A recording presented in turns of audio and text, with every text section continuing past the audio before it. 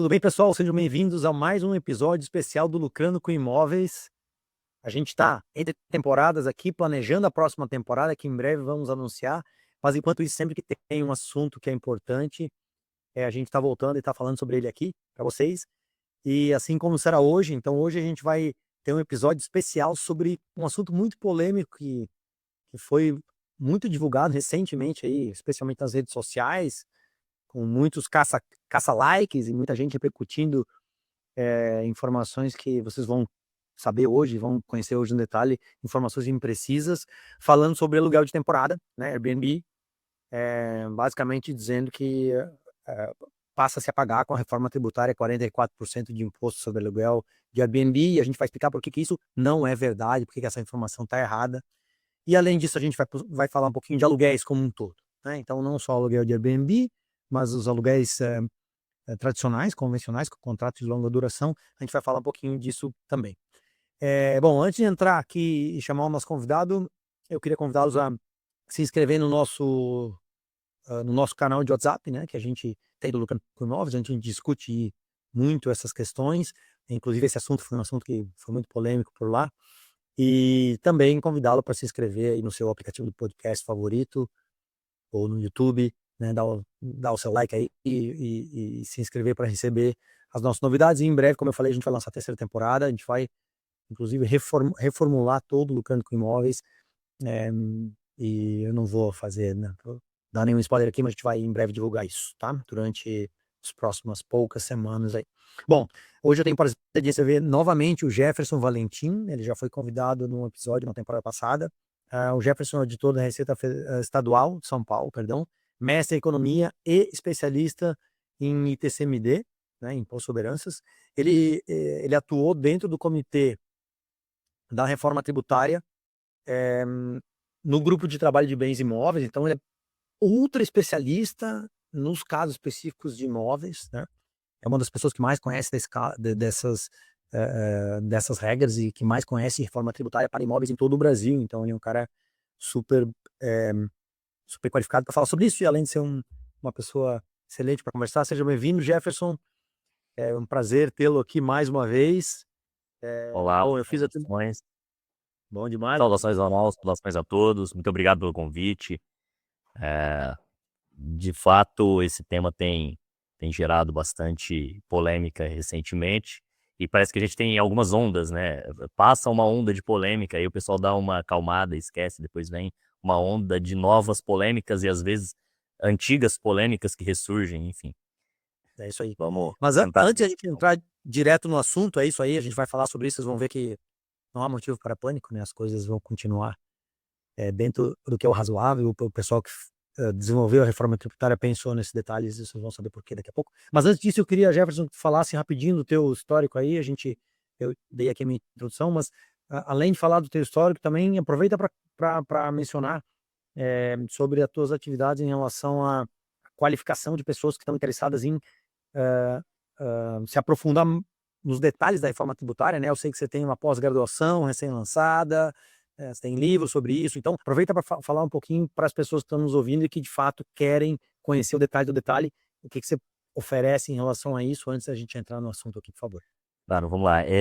Eu tenho, como você acabou de dizer, ontem a gente fez o evento de lançamento da nossa pós-graduação em reforma tributária, uma pós-graduação bem bacana. A gente conseguiu reunir um corpo docente de pessoas que têm uma grande qualificação acadêmica e são pessoas que trabalharam efetivamente nos grupos de trabalho. Então, são pessoas que conhecem as regras e conhecem a reforma por dentro, né? Não é alguém que estudou e que ouviu falar, até porque tem pouca coisa ainda definida, né, para o público externo. Então a gente conseguiu reunir um corpo docente que é bastante qualificado, e se você que está ouvindo fala, não, a pós-graduação é muito para mim, eu queria algo mais direto relacionado a imóveis, lá a gente tem um curso também que é um manual tributário das holdings e operações imobiliárias, que é específico sobre tributação, gestão tributária, né, do patrimônio imobiliário, e aí de todos os tributos, ITCMD, ITBI, IPTU, ITR, imposto de renda, grande capital, e claro, o IBS, CBS e até com laboratório de prática, com exemplos do que pode ser feito em rearranjo de negócios, em mudança de modelo de negócio para reduzir carga tributária, enfim.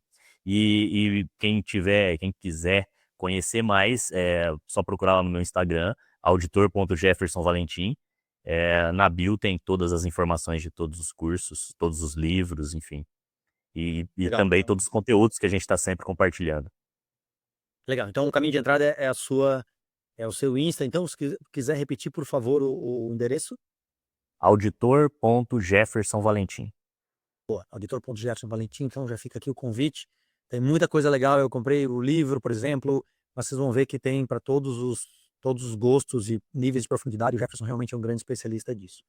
Bom, vamos lá, Jefferson. Vamos começar direto ao ponto. Então, viralizou recentemente aí alguns vídeos falando que quem faz aluguel de Airbnb hoje paga 27,5%, vai passar a pagar 44%. Por que isso não é verdade? Onde é que está a imprecisão, onde é que está o erro nessa afirmação, por favor?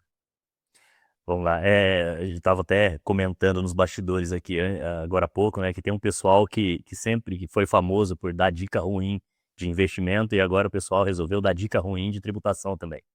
E o pessoal está fazendo a conta do seguinte: bom, imposto de renda, a alíquota máxima é 27,5%, a tributação da locação por temporada no IBS-CBS tem uma alíquota reduzida em 40%, porque ela segue o regime de hotelaria, ela tem uma alíquota reduzida em 40%, calculando ali uma alíquota que vai variar entre 26,5% e 28%, seria ali mais 16, somam 16 com 27 e chegam a esse número mágico aí de 44. A questão, e isso eu tenho percebido uma dificuldade muito grande de quem trabalha com planejamento tributário no ramo imobiliário e na gestão patrimonial de um modo geral, é que tem uma familiaridade muito grande com a tributação da renda, com o ITCMD, com o ITBI, mas não tem nenhuma familiaridade com a tributação não cumulativa. E agora, nós nos deparamos com uma situação, com a reforma tributária, que a principal carga tributária do patrimônio imobiliário é um tributo não cumulativo. Então, as pessoas precisam entender como funciona a tributação não cumulativa. Não é só olhar para a alíquota de saída, porque na tributação não cumulativa você tem os créditos que dão direito, né, os créditos pelas entradas tributadas, né? E isso faz uma diferença absurda no que pode ser considerado como carga tributária. Então, para esse número fatídico aí dos 44, vamos dar uma dissecada nele. Primeiro que não existe 27,5% de imposto de renda. Ninguém paga 27,5% de imposto de renda. Imposto de renda é um tributo progressivo, tem faixas de isenção, tem todas, dependendo da condição pessoal, né, de cada um, você tem as opções ali para fazer os abatimentos de dependentes, despesa com instrução, despesa com previdência, etc. Então, ninguém efetivamente paga 27,5%, né? Mas, ok. E vamos para o principal pecado, né? Que é o dizer que a carga tributária da locação por temporada é de 16 ou 16,8%. Vamos dar um exemplo numérico para as pessoas entenderem como que funciona. E aí, primeiro a gente precisa ver se a pessoa que tem um imóvel em locação por temporada, se ela vai ser considerada contribuinte. Esse é o primeiro passo. Talvez podemos começar por aí, né? Antes de entrar na galera matemática, ninguém vai especular na alíquota. Antes que tem uma grande parcela das pessoas que não será. Exato. Quem é que está sujeito a essa alíquota?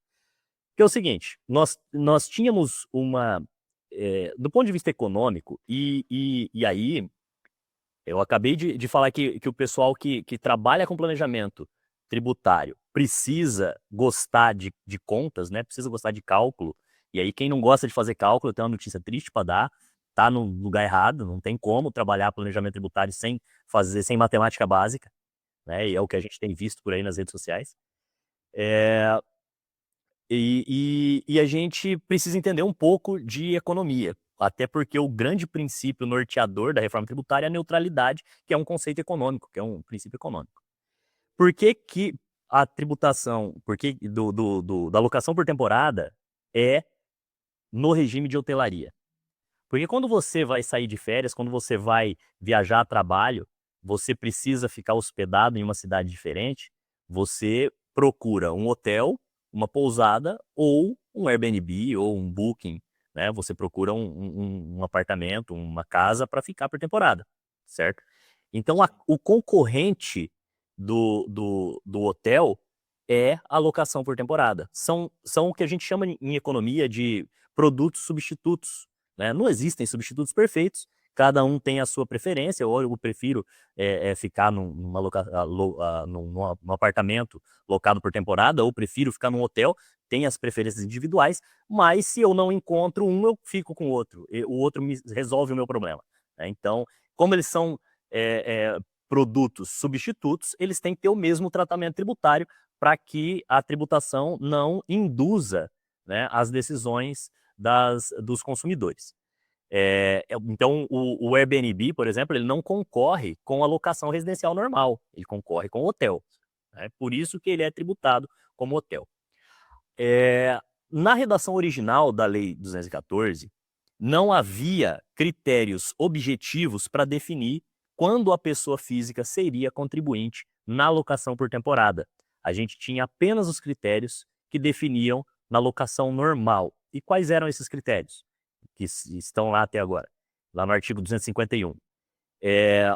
Será contribuinte todas as empresas que tiverem serviço de locação, que explorarem locação, serão contribuintes, independente do número de imóveis, independente de... Se é pessoa jurídica, não tem discussão, sempre vai ser contribuinte.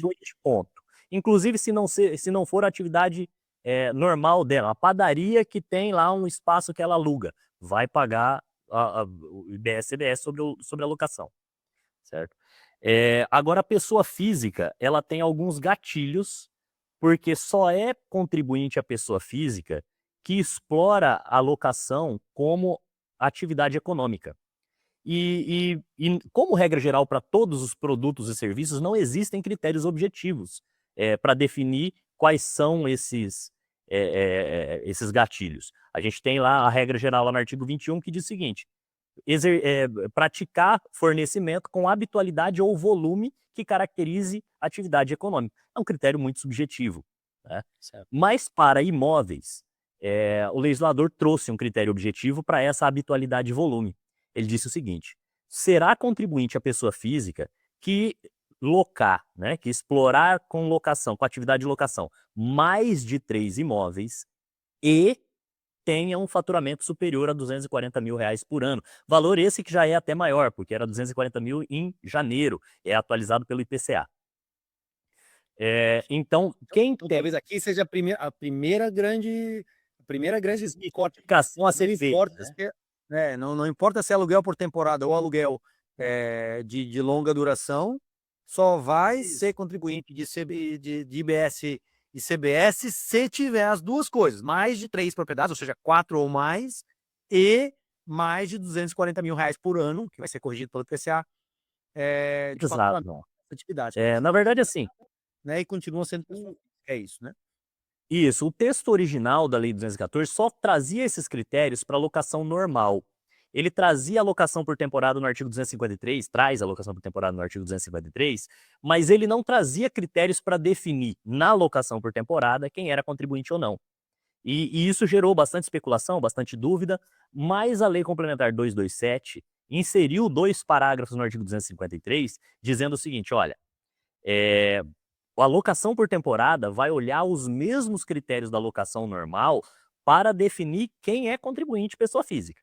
Então, tanto na locação por temporada quanto na locação normal, a partir da Lei 227, se for PJ, é contribuinte, ponto, independente de qualquer coisa.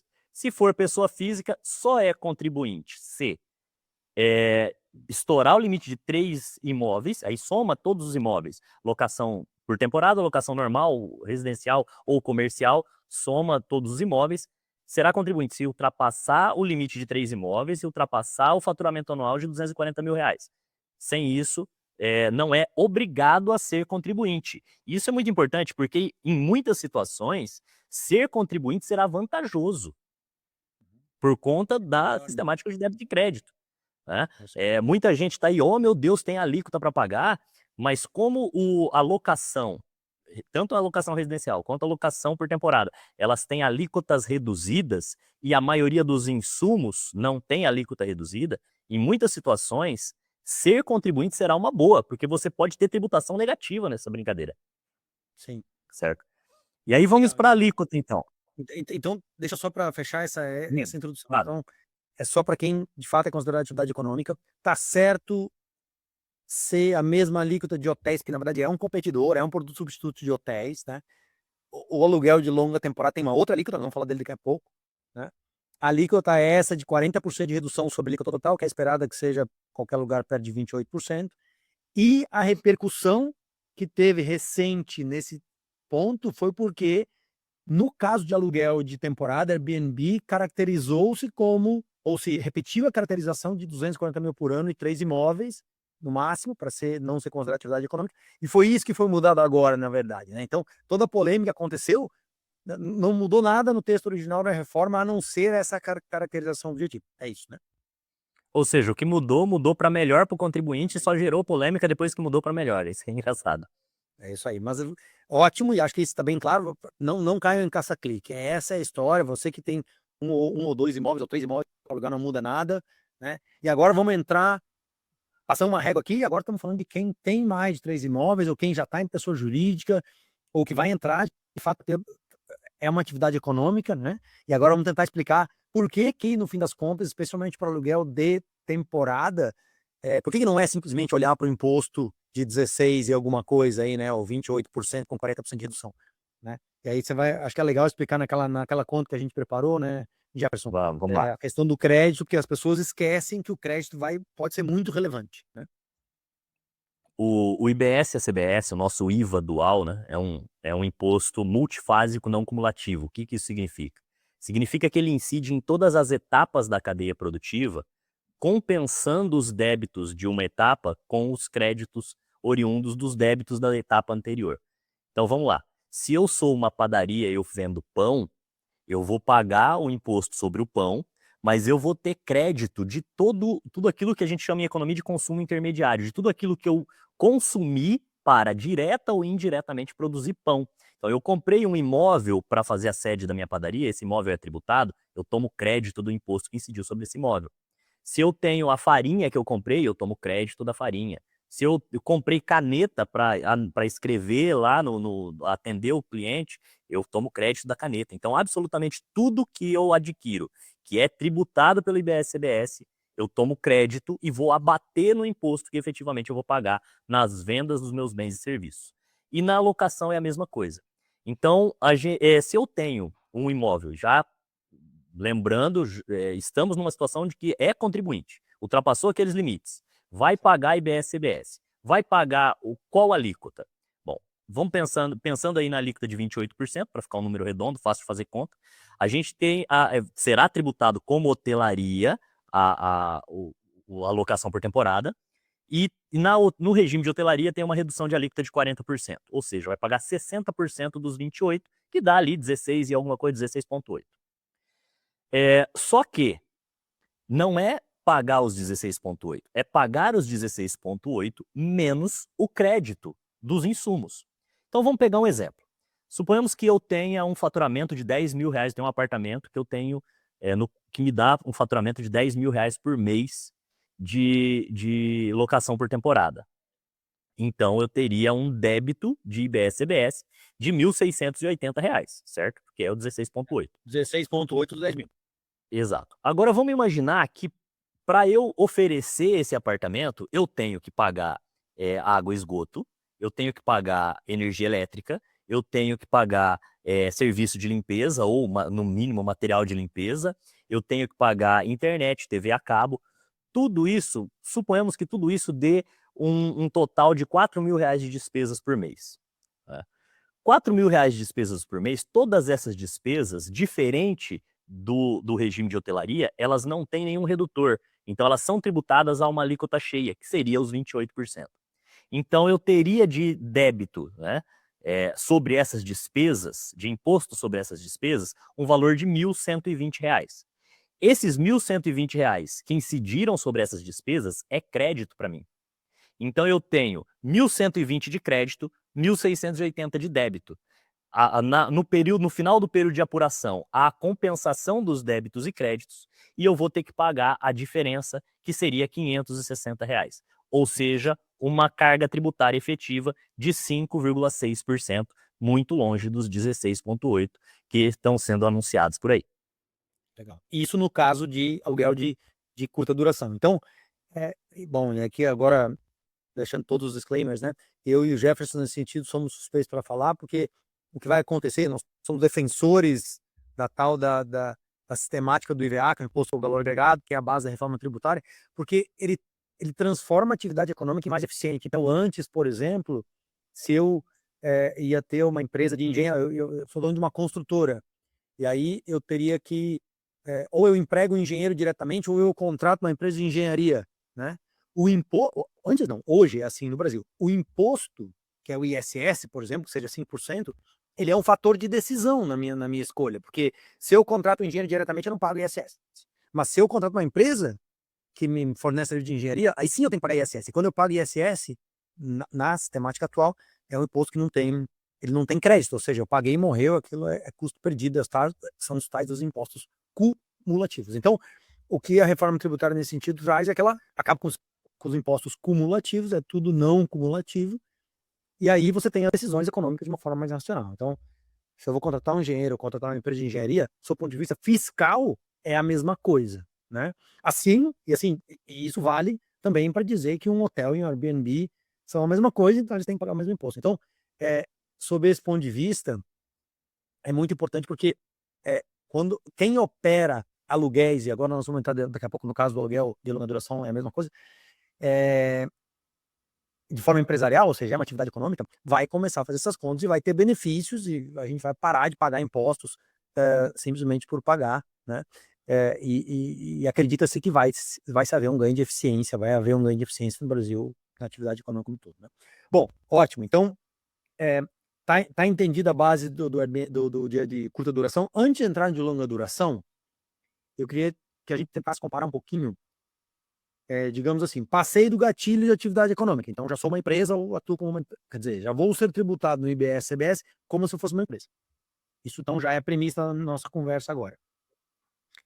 Eu ainda tenho a possibilidade, por exemplo, de como, mesmo que eu tivesse, sei lá, 10 imóveis, de operar na pessoa física ou na pessoa jurídica, né? Visto que, se eu entendi certo, Jefferson, sob o ponto de vista do IBS e do CBS, pessoa física ou jurídica vão ter exatamente o mesmo tratamento aqui, né? Quais seriam os critérios a ser analisados? E aqui eu sei que não tem resposta certa, vai depender de cada caso, mas quais seriam os critérios a ser analisados, então, para quem tem mais imóveis, se vale mais a pena operar na PJ, na pessoa jurídica ou na pessoa física?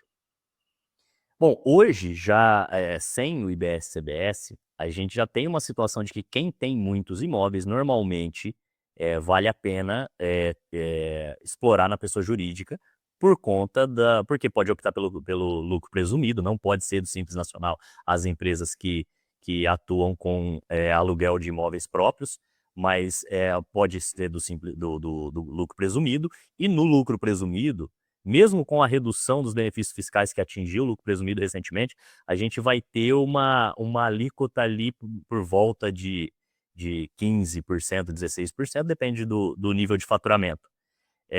Então, comparando com a pessoa física, que atua numa escala maior, a pessoa jurídica já era mais vantajosa em termos de tributação do imposto de renda, porque aí eu estou falando esses 15% já imposto de renda, CSLL, PIS e COFINS e tal, então já era mais vantajoso operar na pessoa jurídica. Agora temos mais essa situação. Para o IBS-CBS, pessoa física ou jurídica, contribuinte, é a mesmíssima coisa, não faz diferença, né? Então, se não faz diferença no IBS-CBS, faz diferença no imposto de renda, normalmente já vale a pena migrar para uma pessoa jurídica.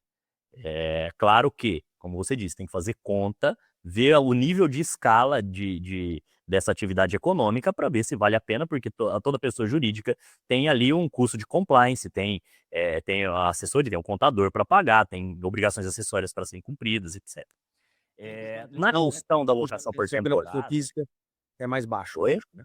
Então, Isso. tem um custo de manutenção que com certeza é mais baixo na pessoa física, mas normalmente com a escala, já que se paga, assim, via de regra, tem que fazer a conta, mas via de regra paga-se menos imposto de renda operando como pessoa jurídica, né? Sim. Agora, na locação por temporada, a gente tem uma outra questão que pode ser um grande benefício tributário, que até então nós não tínhamos. O artigo 253 da Lei 214, ele diz que a tributação da, da locação por temporada será conforme o regime de hotelaria. Então, essa lei, na verdade, ela não tira isso do nada. Além de ter a questão da concorrência com os hotéis, existe todo um movimento jurisprudencial de equiparação dessa locação por temporada à hotelaria. A gente teve o grande caso ali de Petrópolis, em que o município começou a cobrar ISS dos imóveis alugados por temporada e conseguiu, e foi mantida a decisão no STJ. Então já existe um movimento da jurisprudência em equiparar. E qual é a vantagem disso para o contribuinte? É que, uma vez que ele é equiparado tem equiparado a locação por temporada como hotelaria, a locação residencial não pode ser do Simples Nacional, mas a hotelaria pode. Então ele pode ser se ele tem, dependendo da escala, dependendo do quanto ele tem de imóveis de locação por temporada, compensa ele abrir uma empresa de hotelaria, integralizar esses imóveis, fazer a locação por temporada dentro dessa empresa do Simples Nacional. Óbvio, tem que olhar todos os outros critérios para ver se tem o limite de faturamento que permite ser dimensional. Esses limites de faturamento e tal, que são os critérios principais. Exato, se é sócio de outra empresa, se é residente no exterior e todos aqueles critérios. Mas, enfim, atendendo todos aqueles critérios, ele pode jogar isso para a empresa do Simples Nacional, ele vai ter uma redução substancial, tanto na tributação do IBS-CBS, quanto na tributação sobre a renda. Ou seja, abriu-se um espaço para ele ter uma tributação muito menor do que é hoje. Legal. Boa, E aí isso. também tem as questões de decisão de investimento, inclusive, né? Eu vou fazer a alocação no Airbnb, se eu comprar mais móveis para alocar, eu posso aumentar o valor do meu Airbnb e todos os móveis que eu comprar são tributados me dão crédito. Então, assim, isso favorece o investimento nessa atividade. É isso que é uma grande diferença, né? Quando você investe, vai acreditar todo esse imposto, especialmente se não forem, sei lá, você vai investir num ano num apartamento, não é difícil você gastar aí 100, 150 mil reais de investimento, né? Isso tudo vem tributado, se não for reduzido a alíquota de entrada, você vai poder debitar tudo isso, né? Então, Ronaldo, e a gente tem uma visão muito de curto prazo, né? A gente olha para os imóveis, eu já tenho os imóveis hoje, já estão sendo alugados. Se a gente olhar para os projetos futuros, quando eu comprar um imóvel, ele virá tributado, eu vou me creditar do valor que foi pago no imposto sobre todo o imóvel. Eu vou mobiliar esse imóvel, todos os móveis que eu colocar serão tributados, eu vou me creditar de tudo isso. Se você juntar todo o crédito que incidir de imposto que a pessoa, o investidor vai ter direito na compra do imóvel, na compra de todos os móveis, ele vai ficar quantos anos sem ter que pagar imposto usando esse crédito? sim, é isso mesmo. Então, de novo, isso tudo tenta trazer uma racionalidade e tenta trazer para o sistema tributário uma lógica mais equilibrada, né? Que hoje a gente parece que paga menos imposto, mas no conjunto da obra, por exemplo, você não acredita quando compra imóvel. Então, você tem uma empresa, compra um segundo imóvel, todo o imposto está dentro do imóvel, você acreditar para mim que é muito substancial esse valor e assim por diante, né? Boa. Então, Jefferson, só para a gente ir para o último caso aqui, falamos bastante do aluguel de temporada. O último caso é o caso do aluguel de longa duração, que tem outro enquadramento. Então, se você puder explicar basicamente qual que é a diferença de enquadramento e qual é a diferença quando eu falo de aluguel tradicional ou aluguel de longa duração. Maravilha. Então, nós dissemos então que você vai, para a pessoa física, para verificar se ela vai ser contribuinte, ela vai somar todos os imóveis, independentes de estarem sendo locados por temporada ou não, né, ou longa duração, residencial, comercial, tanto faz. Soma-se todos os imóveis, soma-se todo o faturamento anual obtido a partir deles. Estourou o limite de 3 imóveis, estourou o limite de 240 mil, os dois limites estourados ao mesmo tempo, passa a ser contribuinte. Ok.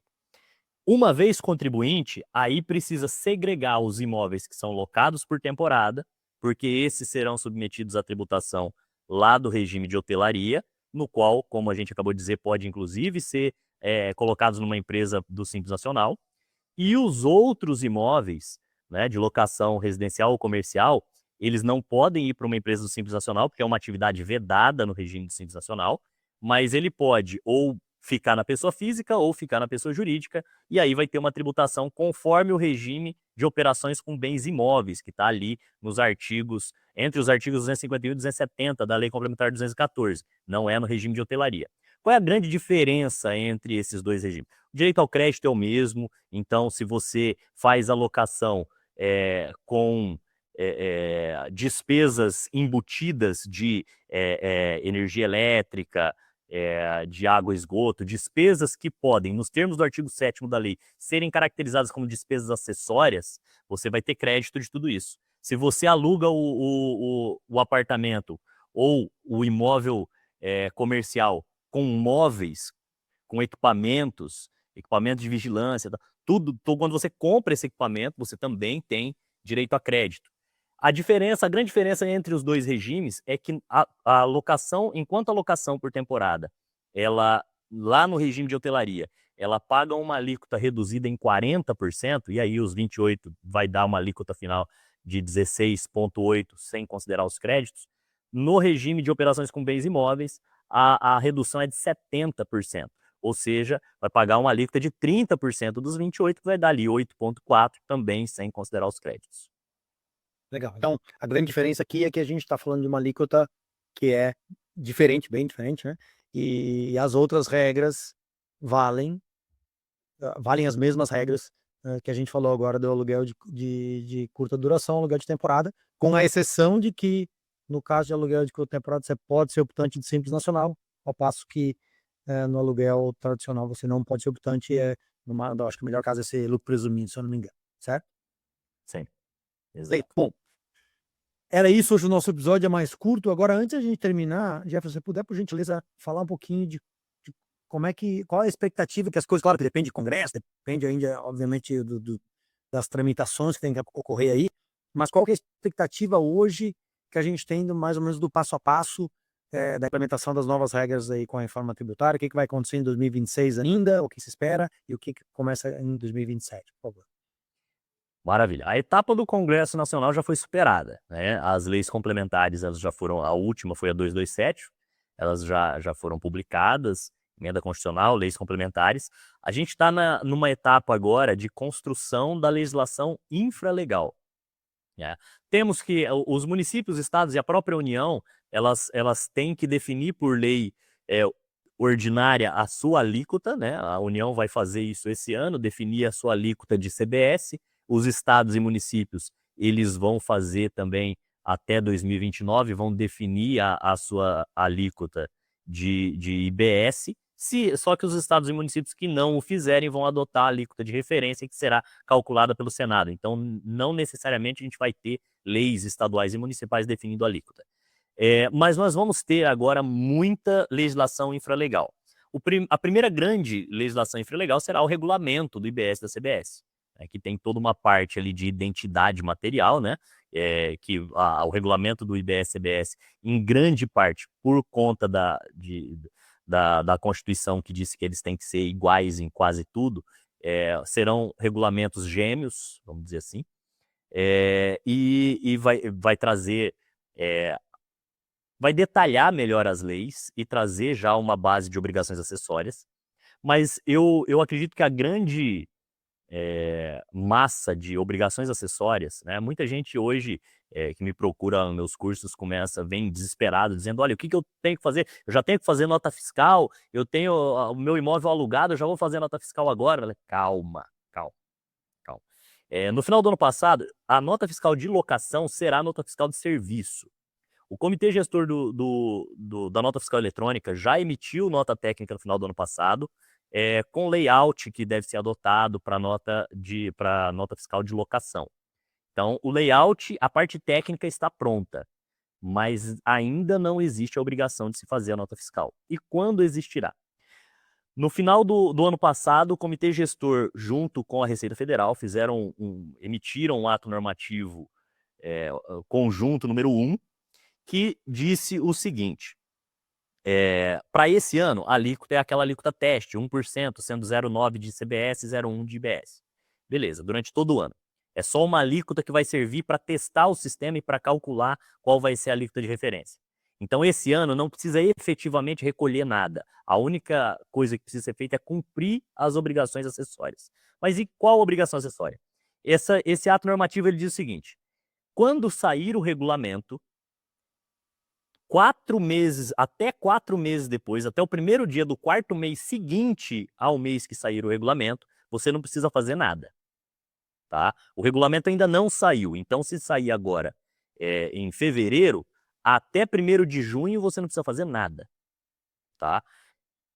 O regulamento vai trazer algumas obrigações acessórias. Se o regulamento disser detalhadamente o que precisa ser feito para emitir o documento fiscal, a partir da data definida no regulamento, que com certeza vai respeitar esses 4 meses, lá em junho você começa a emitir o documento fiscal. Se o regulamento não o fizer, virá um outro ato normativo, e eu acredito que esses atos normativos serão setoriais, então vai chover ato normativo daqui até o fim do ano, e aí nós vamos ter, muito provavelmente ali em março, abril, maio, um ato normativo conjunto falando de emissão de documento fiscal para operações com bens imóveis, e ali vai ter alocação também.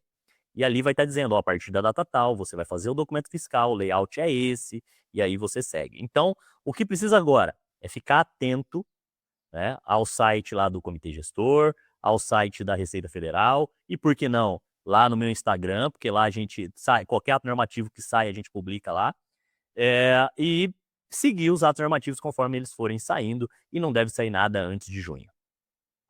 Boa. Então, acho que ficou bem claro. Ficar de olho nisso, irão começar as obrigações acessórias em breve aí, mas tem todos esses prazos que vão ser cumpridos no passo a passo durante esse ano aí, né? Beleza, Jefferson, muito obrigado mais uma vez, te agradecer por estar nos apoiando nesse tema. Você vai estar, acho que bem ocupado nos próximos anos, enquanto a reforma tributária estiver sendo implementada. Espero que a gente venha a evoluir, que de fato seja uma melhoria relevante para o Brasil aí. Eu agradeço mais uma vez a sua contribuição também, né? Obrigado pela participação e até a próxima, né? Fica mais uma vez o convite para todos que quiserem conhecer os conteúdos do Jefferson, entrar no Instagram dele, tem bastante coisa legal lá. E obrigado, Jefferson, mais uma vez. Valeu. Bom, pessoal, é isso então. Obrigado pela audiência mais uma vez. Relembrando, entra na nossa lista do WhatsApp, nosso grupo de WhatsApp, tem bastante coisa legal lá. Nós estamos reformulando o Lucrando com Imóveis agora, a gente vai vir com muita novidade em breve. E além disso, se cadastra aí no nosso YouTube, segue a gente, faz um joinha, curte, ou no podcast que você estiver escutando, porque com isso você vai receber e vai ser atualizado dos nossos novos conteúdos, tá bom? Obrigado, foi um prazer estar com vocês mais uma vez. Um grande abraço.